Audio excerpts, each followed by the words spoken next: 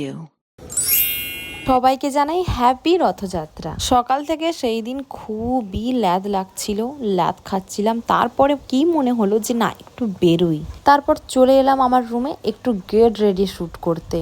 এই ড্রেসটা অনেক দিনের পুরনো, আমি ভাবলাম যে অনেক দিন তো পরা হয়নি, তাই জন্য এটা আবার একটা রিপিট করলাম। আর তোমরা হয়তো বুঝতে পারছো না যে লাইটটা একটু কম লাগছে, মানে আমি যে দিকটা দাঁড়িয়ে ভিডিও করছি না ওই দিকটায় লাইট কম, আর যেদিকে দাঁড়িয়ে ভিডিও করছিলাম না ওই দিকে লাইট অনেক।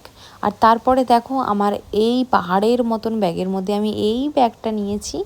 আর আমার এই লুকটা কেমন লাগছে জানিও। বুঝতে পেরেছি খুবই সিম্পল একটা লুক, কিন্তু ভালো তো লাগছে। তারপর ছটাছট বেরিয়ে পড়লাম রথ দেখতে যাওয়ার জন্য।